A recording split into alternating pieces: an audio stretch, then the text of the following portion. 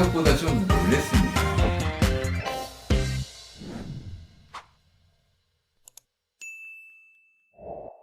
오늘은 대한융합협회에서 리포사를 사용하고 있는 연구자문의료기관을 방문하러 왔어요. 안녕하세요. 소개 부탁드립니다. 네, 안녕하십니까. 유한현 원장, 김재중 원장입니다. 반갑습니다. 리포사 살 잘 빠지나요? 효과를 이제 끌어낼 때까지 시간, 그런 것들을 비교했을 때 좀 피드백이 빨랐습니다. 한 중반 되기 전에 반응이 나타나셨던 분들도 계시고, 그 다음에 한 2개월, 3개월 지나서는 목표치를 조금 넘어서시는 분도 생기셨어요. 그래서 평균 내기는 어려웠지만, 느낌상, 빠르네? 그런 느낌을 받았죠. 리포사로 체중 감소 효과를 보셨나요? 사이즈 감소 효과를 보셨나요? 이제 부분적으로 나는 여기가 안 예뻐라고 해서 이제 빼려고 했었던 분들도 계셨고, 나는 어쨌든 체중을 줄여야 돼서 체지방을 감량을 해야 됩니다라고 했던 그 분들이, 근데 확실히 신진대사를 촉진시키면서 하셨던 분들은 체중 감량 효과도 있고 원하는 패턴으로 이제 수축, 그다음에 그 유지. 근데 이제 운동을 하신 분들은 그 형태를 굉장히 잘 잡아가셨고, 운동을 안 하셨던 분들, 신진대사만 촉진해서 일단 체중 감량, 체지방 감량이 목적으로 두셨던 분들은 체지방 감량도 빠르게 되셨지만 이제 약간 루스한 형태를 유지하고 계셨습니다라고 얘기를 하죠.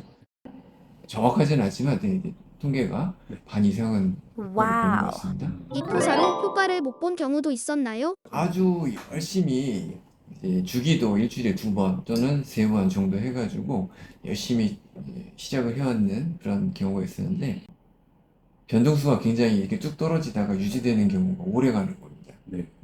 우리 목표한 대로 뚝 떨어지면 좋았을 텐데 라는 생각이 들 때, 그때 새로운 약침이 나왔습니다. 비만 약침 중에서, 리포설 중에서 옛날에 만들었던 이제 제품은 S라고 얘기했었고, 최근에 나온 제품은 T라고 얘기해서, 그 지방 세포의 특성을 이제 다른 그 루트로 이제 체지방이 분해된다는 그런 연구를 바탕으로 나왔던 약침이 나왔습니다. 그러니 갑자기 툭 떨어졌어요. 이게 어떤 시스템에서 어떻게 작용하는 그 정확한 포인트를 잡아주는 효과였구나.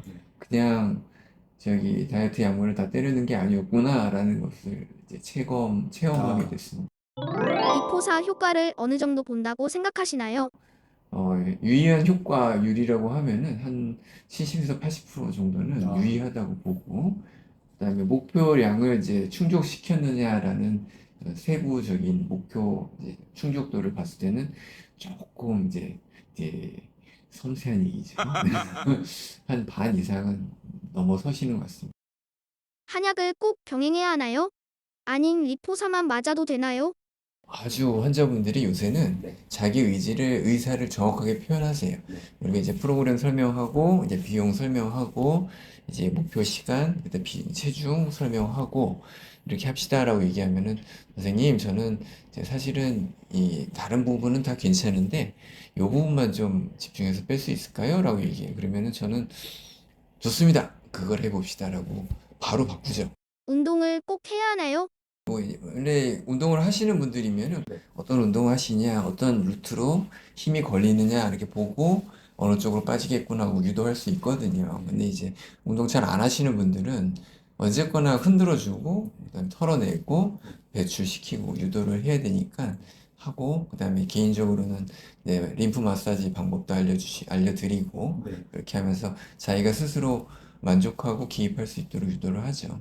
일방적인 치료 행위는 요새는 좀 지나간 것 같습니다. 일주일에 몇 번 정도 맞아야 하나요? 우리 단기간에 빨리 뺍시다라고 니드가 있는 분들은 일주일에 3번 오세요 이렇게 얘기하고, 그다음에 보통은 2번 정도면 괜찮을 것 같습니다 라고 얘기를 해요. 가격을 여쭤봐도 될까요? 적어도 한 정도 패키지로 진행을 한다라고 얘기를 해요. 좀 가격이 지역마다 또는 이제 원장님의 그 경력, 노하우 그런 거마다 다를 수 있습니다. 이렇게 얘기를 드리고요. 데이터상으로는 이제 제가 이제 일주일에 2번 한 경우, 3번 한 경우, 그거를 뭐 비교를 해보면 어떻겠냐라고 얘기하면은, 글쎄요, 2번 하는 것보다 3번 하는 게 조금 나아요. 근데 주사가 아프죠. 네. 매일 와서 맞는 거가 네. 마음을 먹고 오셔야 되니까. 네. 그래서 저는 그것까지 생각해서 2번이면 좋을 것 같습니다. 네. 조금 늦게 돼도 네. 건강하게 다이어트 합시다라고 이제 설명을 드리거든요. 근데 뭐 많이 하시면은 빠르신 것 같아요. 임신 중이거나 심혈관 질환, 당뇨 환자가 리포사를 맞아도 되나요? 대부분 임신 중에는 안 하죠. 네. 근데 임신 후에 또 수유 중에는 안 하려고 합니다. 근데 수유가 끝나시고 하시려고 했던 케이스가 있었습니다. 근데 이제 그때는 제가 말렸는데, 왜냐하면 신진대사가 너무 떨어져 있는 상태고, 그다음에 그 멘탈이 힘든 상태셔서, 저는 멘탈이 불안정하실 때는 되도록 멘탈부터 잡읍시다 이렇게 얘기를 하거든요. 이 긍정적 사고가 돼서 이제 커뮤니케이션이 되고 주변이랑 소통이 되신 다음에 하시는 게 네. 효과가 좋습니다. 이렇게 유도를 하죠. 그리고 이제 고혈압이 있는 분들은 저는 약물 처치를 좀 조심스럽게 해야 됩니다. 우리 흔히 이제 비만 치료에 쓰는 약제들이 신진대사를 촉진하는 약들을 쓰기 때문에 혈압, 심장박동수 그런 것들이 증가되는 경향이 있어서, 그런 걸 피해서 개별 처방을 하거나 아니면은 거기 맞춤 처방, 개인의 맞춤 처방을 하고, 당뇨 있다고 하신 분들은 대부분 스스로가 조심해요. 만약 체지방 양이라든지 두께라든지 그런 거 이제 수치적으로 변화가 없으면은 다른 방법을 씁시다라고 이제 처음에 얘기를 하죠. 네, 리포사 사용은 그 국소 부위를 가장 빠르게 해결할 수 있는, 국소 비만 부위를 해결할 수 있는 장점이 있습니다.